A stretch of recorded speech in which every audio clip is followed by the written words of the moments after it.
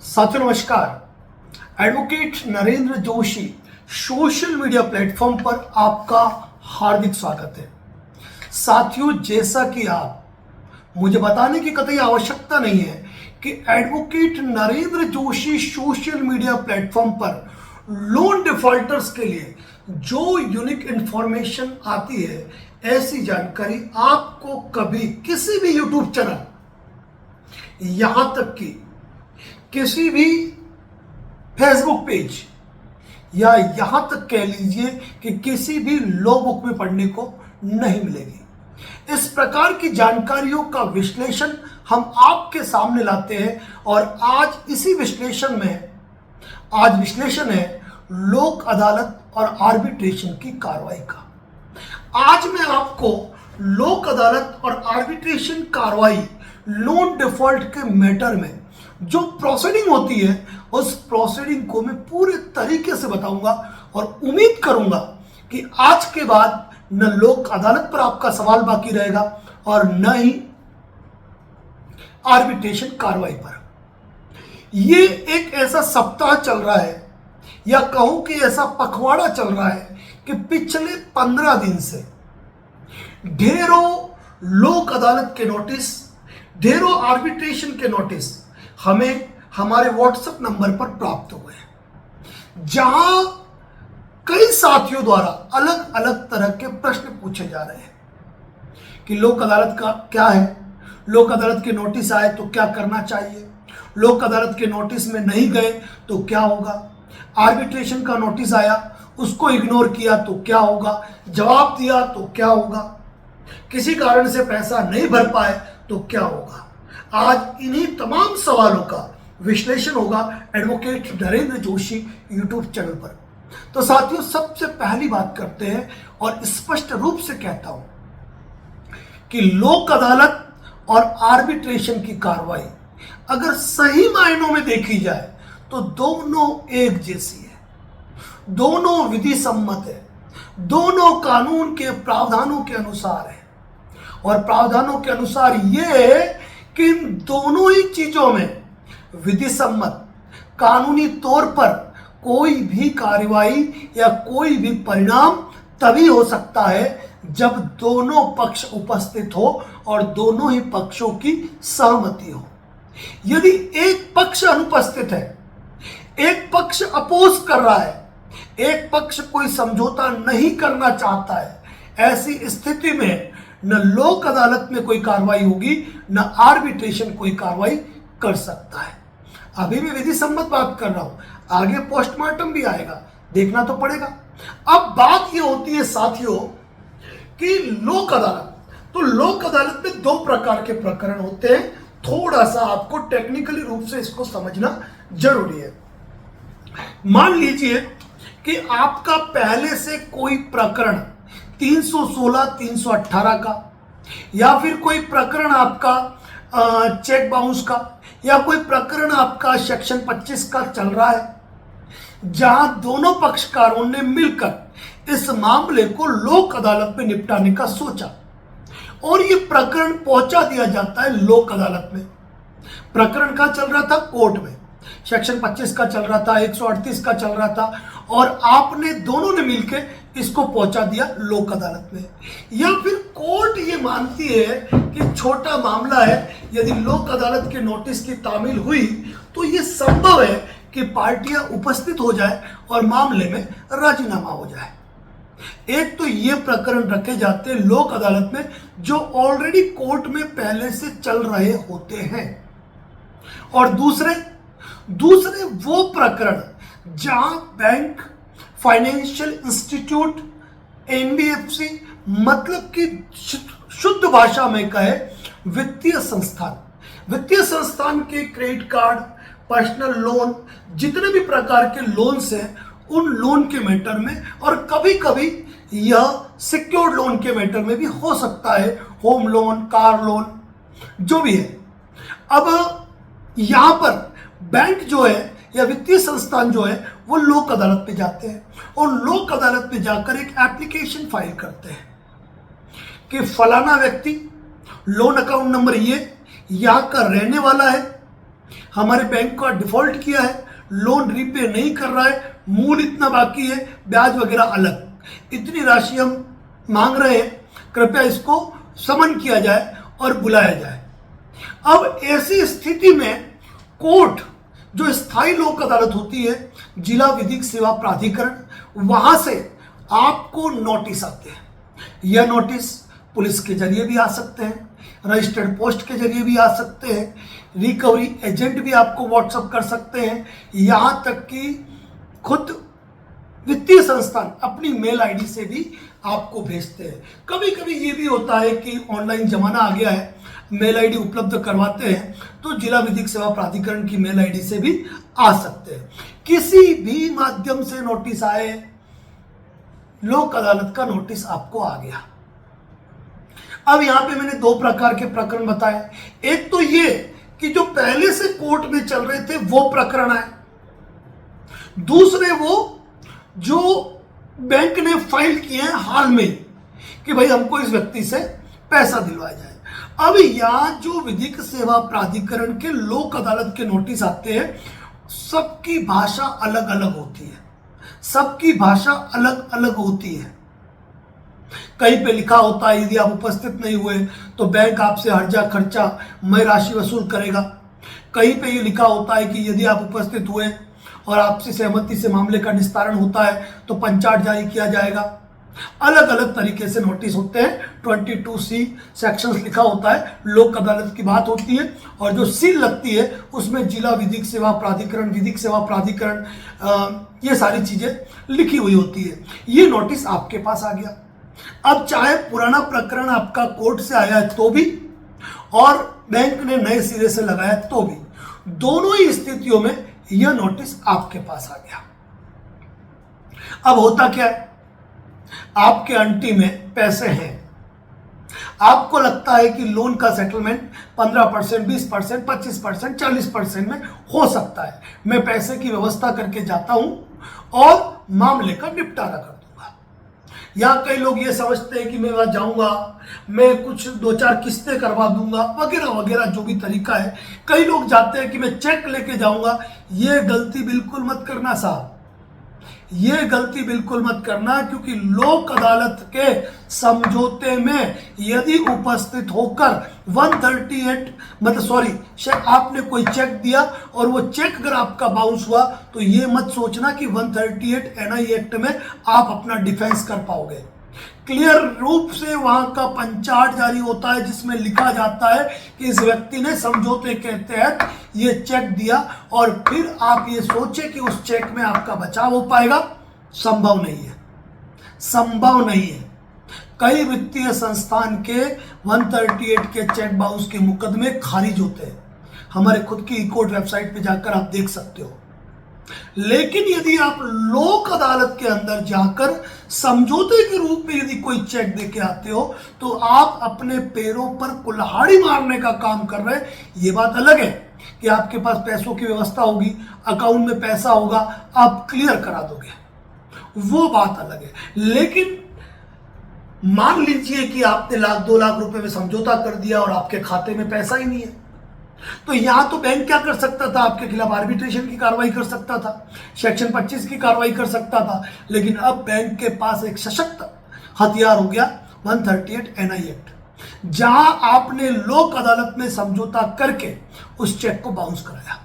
यह आपकी सर्वाधिक बड़ी गलती होगी, तो यह गलती कभी नहीं करनी है, यह बात ध्यान रखें।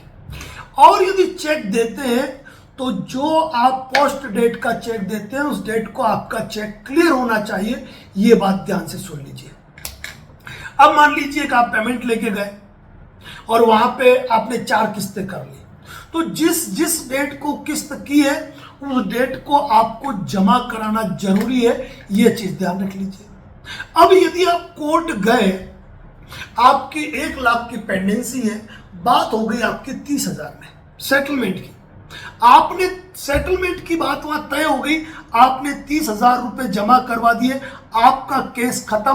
कंपनी ने कहीं पर भी आर्बिट्रेशन की कार्रवाई कर रखी है, सेक्शन 25 की कर रखी है, 316, 318 की कर रखी है, वो सारी कार्रवाई विड्रॉल करने की जिम्मेदारी कंपनी की है, यह आपको तनाव लेने की आवश्यकता नहीं है। आप चाहें तो इस बात को लोक अदालत की ऑर्डर शीट में ऐड करा सकते हैं यदि आपके खिलाफ कोई मुकदमे किए गए तो। अब आप गए, आपने अपनी बात रखी, आपने अपनी बात रखी कि मैं 40,000 दे सकता हूं, वो अटके रहे 70,000 पे, आपका सेटलमेंट नहीं हुआ।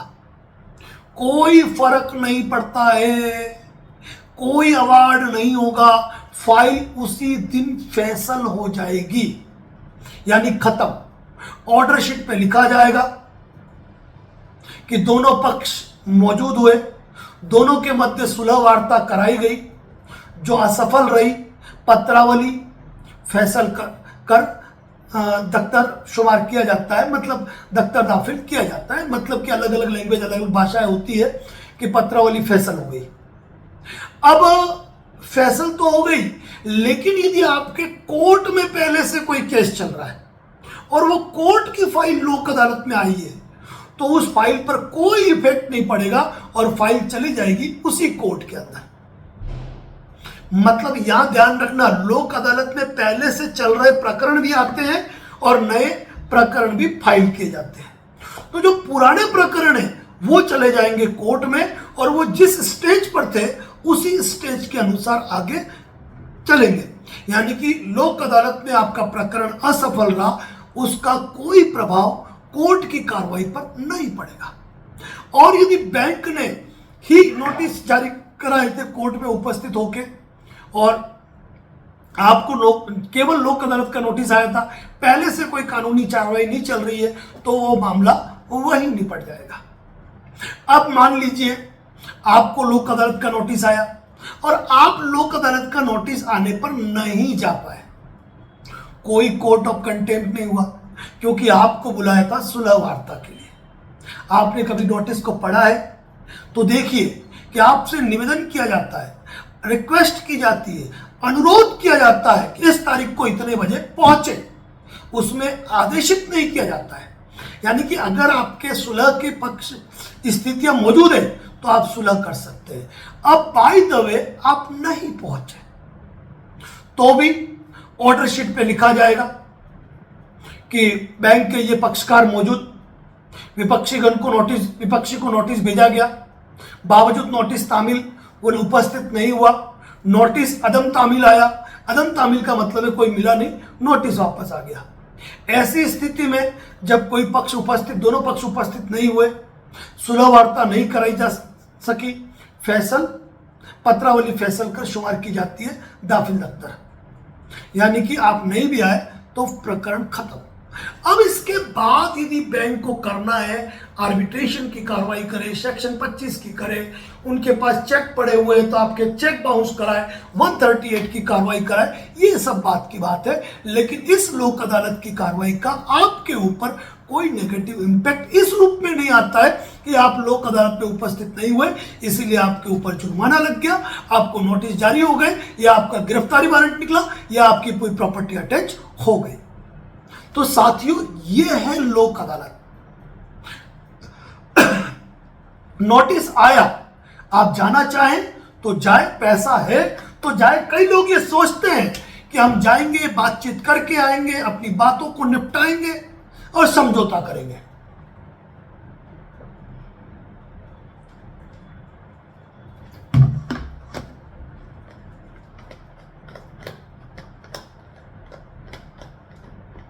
समझौता करने के लिए पैसा होना चाहिए, इस बात को आप अच्छे तरीके से याद रखें। अब साथियों ये क्या हुआ, मैंने आपको तो ये कहा था कि आर्बिट्रेशन की कार्रवाई और लोक अदालत की कार्रवाई एक जैसी होती है, वो एक जैसी कहा है। अब इस मुद्दे पर बात करते हैं। अब यहां पर जब लोक अदालत का नोटिस जारी हुआ तो कोर्ट ने आपसे परमिशन नहीं ली थी कि हे प्रभु, हे ईश्वर, हे प्यारे लोन डिफॉल्टर, आप हमें इजाजत दीजिए कि हम आपको नोटिस जारी करें। क्यों इजाजत नहीं ली थी? क्योंकि कानून में ऐसा कोई प्रोविजन नहीं है कि लोक अदालत के अंदर जब फाइल आएगी, जिला विधिक सेवा प्राधिकरण में जब कोई फाइल आएगी, तो सामने वाले व्यक्ति से अनुमति प्राप्त करना है, तभी उसको नोटिस जारी किया जा सकता है। क्योंकि वहां स्पष्ट रूप से प्रावधान है कि यदि दूसरे पक्ष को आपने समन भेजा, समन की तामील हुई, समन की अदम तामील आया, दोनों ही परिस्थितियों के अंदर यदि सुना नहीं हुई तो फाइल फैसल हो जाएगी और उसका किसी भी पक्षकार पे कोई नेगेटिव इंपैक्ट नहीं जाएगा। थोड़ा सा आर्बिट्रेशन इस चीज को मैच करता है, लेकिन आर्बिट्रेशन के अंदर यह प्रावधान है कि आर्बिट्रेटर दोनों ही पक्षकारों की सहमति से नियुक्त किया जाता है। लोक अदालत में जितने भी लोग काम करते हैं, चाहे वो जज हो, स्टाफ हो, उन सब की सैलरी जो है वह सिस्टम द्वारा पे की जाती है, न कि बैंकों के द्वारा, न कि जिनको नोटिस भेजा गया वो उनकी सैलरी पे नहीं कर रहे हैं। लेकिन आर्बिट्रेटर जो काम कर रहा है वह कोई सरकारी मुलाजिम नहीं है, न वह किसी कोर्ट का जज है,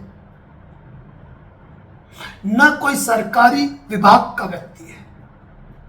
वह व्यक्ति एक इंडिपेंडेंट व्यक्ति है जो लीगल एक्सपर्ट हो सकता है, चार्टर्ड अकाउंटेंट्स हो सकता है, एडवोकेट्स हो सकता है, यहां तक कि रिटायर्ड डिस्ट्रिक्ट जज वगैरह भी हो सकते हैं।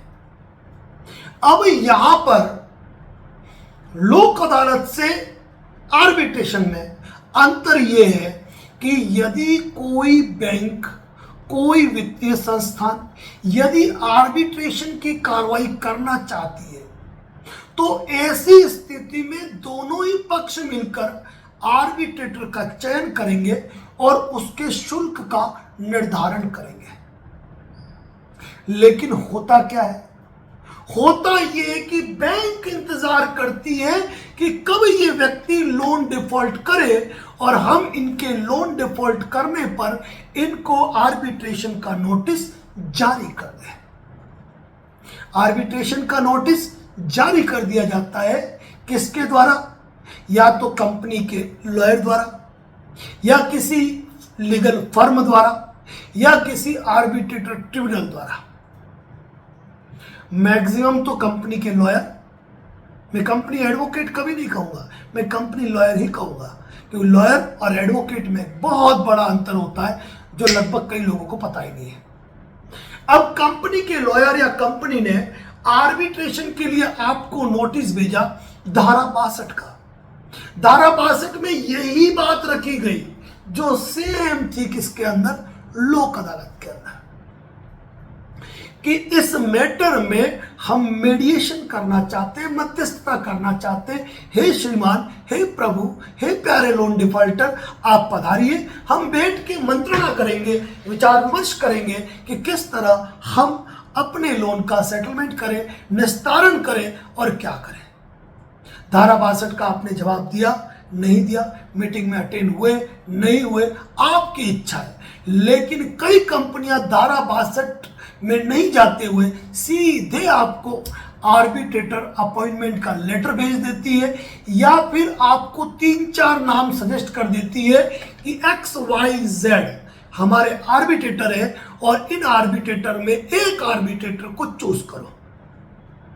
अब सोचने की बात है कि 10,000 लोगों को लोन दिया है ना, 10,000 लोगों को जब नोटिस जाएंगे ना, तो वही 3-4 आर्बिट्रेटर रहेंगे, आसमान से उतार के किसी को और नए को लाने वाले नहीं है। ऐसी स्थिति के अंदर जब आपने आर्बिट्रेटर को या फिर कंपनी को जवाब दे दिया कानूनी विधिक आधारों पर, यह नहीं कुछ पैनल द्वारा जैसे जवाब दिया जाता है। अच्छे अच्छे पैनल से आजकल जिन्होंने ये कहते हैं, अच्छे अच्छे नाम रखते हैं, हम लोन का सेटलमेंट करवाते हैं, सारी चीज़ें हम तैयार करते हैं। वो उधर क्या कहते हैं मालूम है, हमारी फाइनेंशियल कंडीशन अच्छी नहीं है, हमको एडजस्टमेंट दीजिए, छोटी छोटी किस्तें बना दीजिए, पे कीजिए, हमको थोड़ा समय दीजिए। न जाने कौन से ग्रह से उतर कर आए हैं या कौन सी लॉ की एजुकेशन लेकर आए हैं कि आर्बिट्रेशन में भी वो सेटलमेंट का विकल्प देते हुए नजर आते हैं। कानूनी जवाब देना चाहिए। According to arbitration conciliation act 1996 के प्रोविजन के अकॉर्डिंग ही इसका रिप्लाई जाता है। और अगर आपने कानूनी आधारों पर आर्बिट्रेटर को ऑब्जेक्शन दे दिया है ना, ऐसी स्थिति में आर्बिट्रेटर अपॉइंट हो ही नहीं सकता है। लेकिन कंपनियां फिर भी नियम और कानूनों को ताक पर रखते हुए माननीय सर्वोच्च न्यायालय और हाई कोर्ट के विभिन्न जजमेंट की अवहेलना करते हुए आर्बिट्रेटर अपॉइंट कर देते हैं। और जब अपॉइंटमेंट ऑफ आर्बिट्रेटर होता है तो सेक्शन 12 का नोटिस आता है, या फिर आपको उसके पश्चात डायरेक्ट ही आर्बिट्रेटर की हियरिंग का नोटिस आ जाता है कि इस डेट को आपकी हियरिंग है, इस मीटिंग से आपको जुड़ना है, एक वीडियो लिंक दे दिया जाता है। कई लोग हमारे इतने सीधे हैं कि वो वीडियो लिंक में जुड़ जाते हैं और वहां सामने कई बार लोग उपस्थित ही नहीं होते हैं।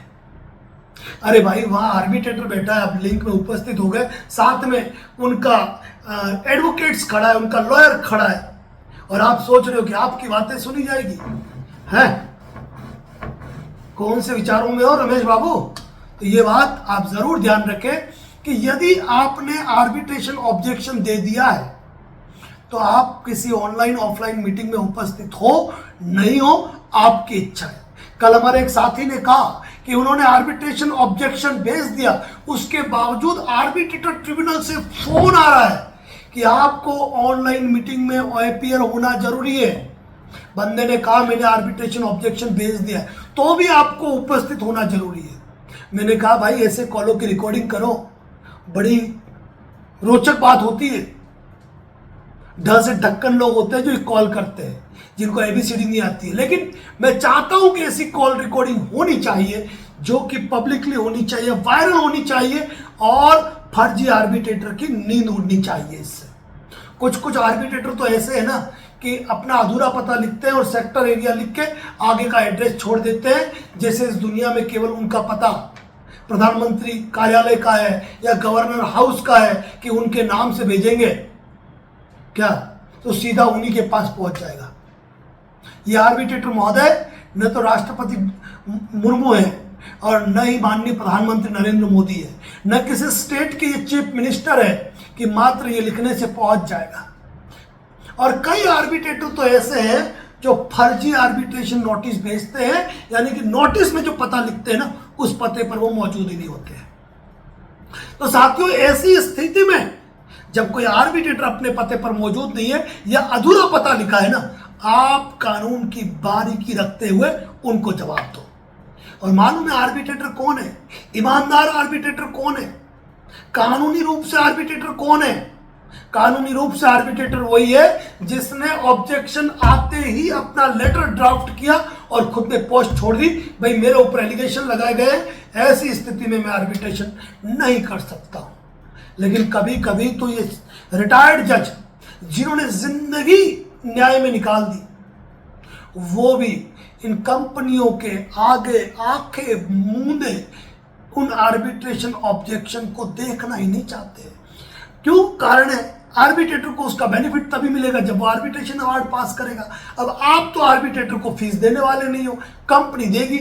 और यदि ये आर्बिट्रेटर महोदय ये कहते हुए कि भाई ऑब्जेक्शन आया, मैं तो काम नहीं करूंगा, तो क्या दूसरी बार ये कंपनी उनको काम देगी? नहीं देगी। उस व्यक्ति को आर्बिट्रेशन का काम मिलेगा ही नहीं। ऐसी स्थिति में ईमानदारी का काम रहा ही नहीं है आर्बिट्रेटर को। अपने जमीर पे पत्थर रखकर, अपनी आंखों को मूंद कर, कानों में तेल डालकर, यानी कि वही गांधी जी के 3 बंदर बनकर फर्जी आर्बिट्रेटरों को अपनी कार्रवाई करनी पड़ती है।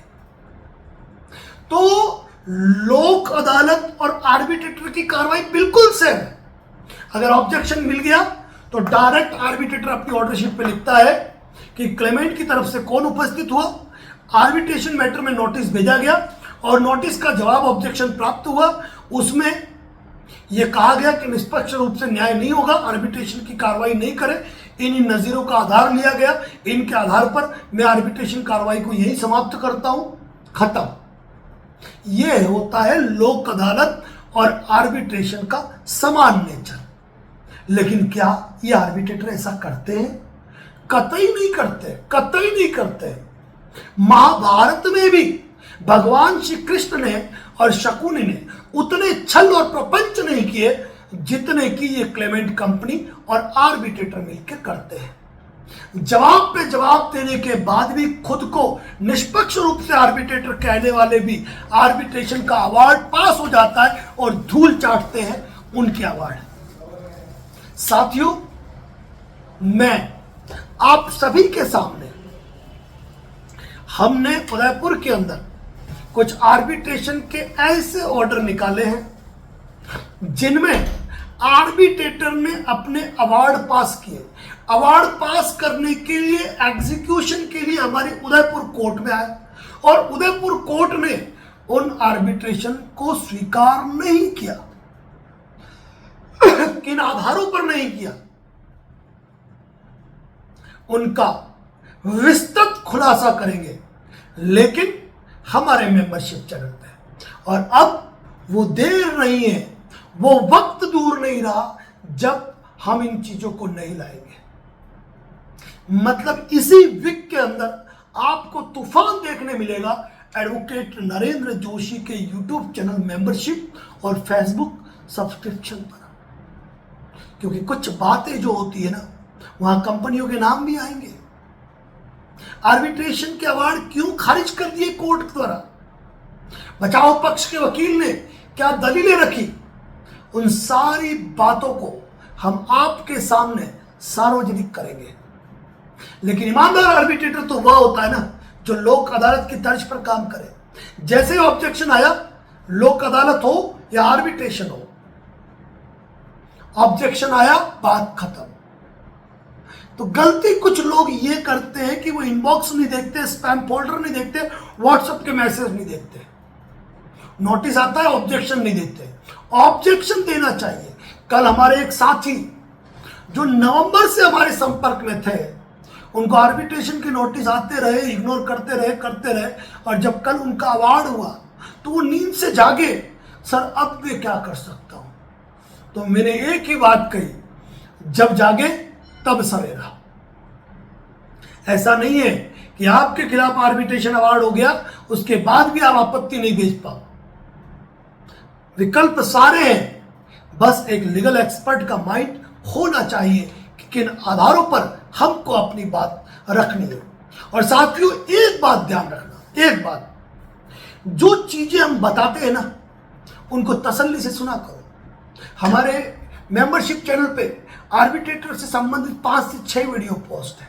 यदि उन 5-6 नोटिसों के आधार पर आपने लगातार जवाब दे दिए, कोई आर्बिट्रेटर का अवार्ड आपके घर से चम्मच नहीं उठा सकता है, यह हमारा कहना है। जब कंपनी एक पक्षीय रूप से आर्बिट्रेटर अपॉइंट करती है। साथियों, पूरी कोशिश करते हैं advocate Narendra Joshi YouTube channel पर जितनी सहजता से सरल हिंदी भाषा में जानकारी दी जाए, किसी चैनल पर नहीं मिलेगी। दिनों दिन हमारी ड्राफ्टिंग कैपेसिटी बढ़ती जा रही है, सोचने का नजरिया बढ़ता जा रहा है, सिर्फ आपके कारण। कई लोग कहते हैं कि सर इतनी अच्छी बातें बताने पर भी आपके चैनल पर ग्रोथ क्यों नहीं है? मैं कहता हूं क्योंकि हम लुभावने थंबनेल नहीं रखते, हम लोगों को सलाखों के पीछे नहीं बताते, हम डर का खेल नहीं खेलते। हम जो बात बताते हैं विधि सम्मत बताते हैं, कानून सम्मत बताते हैं। तो साथियों, आज एक ही संदेश दूंगा, 10 मई तक लोक अदालत के जो भी नोटिस आ रहे हैं ना, इस वीडियो को पूरा सुन के समझ जाना। एक वीडियो 4 दिन पहले भी पोस्ट किया था मैंने लोक अदालत का। और आर्बिट्रेशन के मैटर में जब जब नोटिस आए ना, ऑब्जेक्शन फाइल करते रहो, बात खत्म। तनाव लेने की आवश्यकता नहीं है आपको। ये बात अपने दिमाग में अच्छी तरीके से बैठा लीजिए। साथियों, एक और बात कहूंगा, यदि आपका कोई मित्र, परिचित, रिश्तेदार यदि लोन के दलदल में धंसा है ना, उनको हमारे वीडियो ज़रूर शेयर करें, क्योंकि जब लोग कहते हैं ना कि सर आपकी वजह से आज मैं मेरे परिवार के बीच हूं, मन में इतनी निराशा, इतनी कुंठा, इतनी भावनाएं विचलित हो गई थी कि आत्मदाह तक का प्लान कर लिया था, जीवन छोड़ देने का सोच लिया था, लेकिन आपके वीडियो देख के एक हौसला, एक उम्मीद मिलती है, क्योंकि आपके वीडियो में कभी डराया नहीं जाता है, हक और अधिकारों की बात की जाती है। साथियों, मैं यही कहूंगा, बने रहे advocate Narendra Joshi YouTube channel पे, और यदि कोई ज्यादा दिक्कत है, मल्टीपल लोन है, तो कॉल बुक करवा के आप हमसे बात भी कर सकते हैं, और यदि समर्थ नहीं है तो यूट्यूब की मेंबरशिप पर जाकर भी अपनी लड़ाई खुद लड़ सकते हैं। और यही कारण है कि लोगों द्वारा कहा जाता है कि आप तो वकील बना के मानोगे। Thank you so much. जय हिंद, जय भारत, जय मेवाड़।